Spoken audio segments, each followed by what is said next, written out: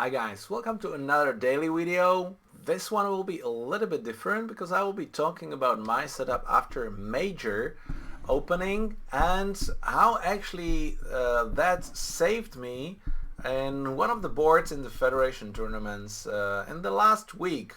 So let's have a look. And thanks Christian from Spain again. Well, he is so far the biggest supporter of these daily videos. So Christian, thank you very much. Greetings to Spain and hope you're enjoying the lovely weather there. So let's have a look. Here on the right side you can see that you can do the game options actually. So if I go back how I went there, you can even during the play game options, bidding conventions. If you are actually using the browser, you can do view my bidding system details, and we'll be talking about meaning of responses to opening bids. The first one actually is not relevant to major opening. Well, my setup is that I play the preemptive twos over one club. I would love to play that two hearts, two spades is invitational with six, but that's not a possible setup unfortunately here on FunBridge. But for the starting for the one no trump responses, I like to play the 2/1 with FunBridge, which is a bit easier because hopefully he will not be passing your bids, although sometimes I notice that once he bids two diamonds and then I bid two spades and you bid two no trumps is forcing to game. He passed me once or twice already. But, two no trump forcing to game here at the bottom. If you click yes, then you have an option if one no trump is forcing or not. And that actually really depends on your style and on the further setups. I like, especially when you're playing match points, that the one no trump is not forcing. So that's why I have it that it's not and partner can pass it. So it's limited up to 11 points. And what does that mean that it's not forcing? It's that it doesn't have a fit. So I like that if I have a fit in a major, you must support your partner. And that's an important later setup, how you support with the major. So if you are weak like that, so one no trump with a fit and a weak hand, no, because I don't like the fit, you can just pass and race in the next round if you have actually one trick. Because what does that mean if you open one spade? Maximum 5 losers, so one trick is probably not enough for us to make the game, so it's okay to pass and then bid in the second round. Yes, it's not that preemptive, but you cannot have everything when you have only those limited options for the setup. So then how to show actually the fit hands? I have that one spade, three spades is actually invitational, so something like 9-11 with at least 3-card fit. One spade, two spades is kind of a solid race, or something like 7-9, 7-10 with a 3-card fit. And therefore, two no trumps over one heart, I prefer to be as invitational or exactly forcing to game with 3-card fit as two no trumps. So that's my favorite setup in here, because you can still end up in a slam if partner shows the maximum hand, but most often it goes one major, two no trumps, four major, and you didn't tell the opponents anything. Then I will skip the next one as a jump responses, because a lot of people plays Bergen these days, and I'm just not a favorite of this convention, because it's actually not saying much about your hand, especially how it is described based on high card points. That just simply doesn't work well. You need to change the description as that 3 clubs, if it is 10-11, that should be actually invitation with 3 tricks and 3 diamonds, not like 7-9, but it should be like 2 tricks.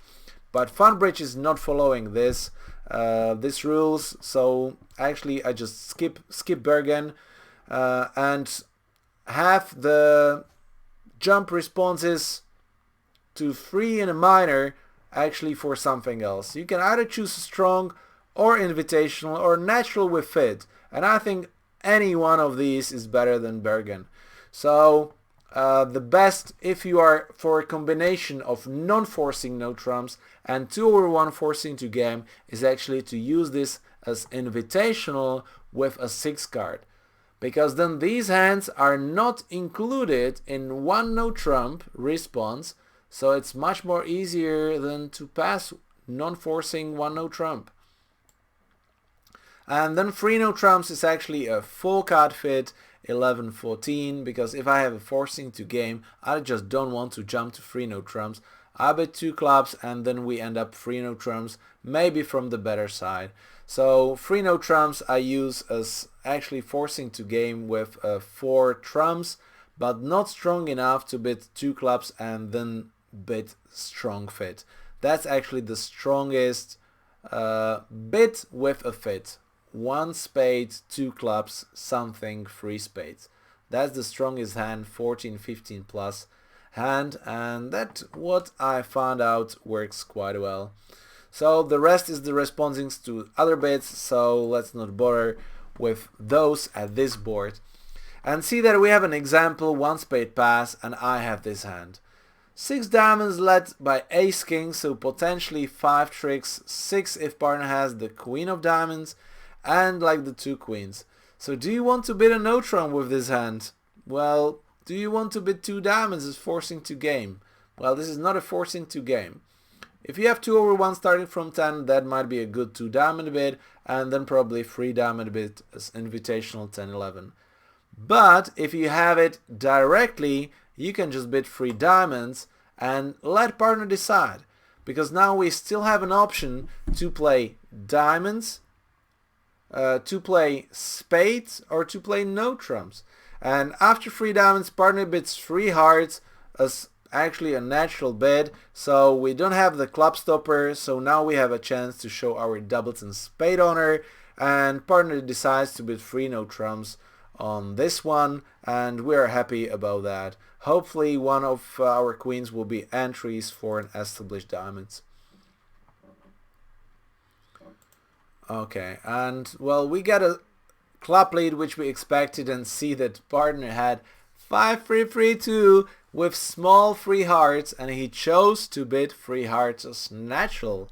I mean, yeah, well, even partner, even a computer sometimes bids out of the box. So we might play the 10 to force the jack, which actually happens. So we win with the king, and see that we have 5 spade tricks and 6 diamond tricks to score 12. Just like that, very easy. You want to play the diamond queen first. Why? Standardly you play the diamond towards the ace to find the setup if there is a full 1 distribution, so you can finesse the 10 or the jack later on. But once you have a 9 card fit in diamonds, the only bad distribution is 4-0 for you. And if West is having 4, you don't have a chance. But if East is having 4, by playing the queen, West will not follow in the first round, so actually you can finesse twice the jack and a 10. And this is not the case, so you just cash your 12 tricks, and that would be enough. So I mean, if we can even claim here, we can see the game is pretty fast. And what is your score if you have this setup and this bidding, partner bidding 3 hearts, and you don't get a hard lead, which actually beats the contract? Then you guess 12 imps. And guys, these 12 imps were really needed for me to win, or well, actually not to win, but to beat most of you in the Federation tournament. So here you go, I scored plus 34, and this was one of the latest boards where I really needed those 13, because if you look, if I don't get those 12 and I get down, I will be beaten by a lot of people. So you might think, yes, this is luck, but sometimes if you have the right setup of the bidding system with Arjun, that can save you a lot of points. So hope you like it. Maybe you will switch to this setup, maybe not. You might let me know what is your favorite setup, but again, by bidding natural jumps with invitational hand with 6 card can save you a lot of troubles even with your standard partners. Maybe we will talk about it a bit more on the live stream or somewhere else, so stay focused, join the live streams, like the videos, subscribe to the channels, and of course, if you like, I will really appreciate if you support the videos now just by watching, because I'm skipping the commercials. I'm sorry guys for that, but well, I need some support for running this channel further on. So thank you guys for understanding, and thank you if you are one of those who are supporting these videos. Bye guys.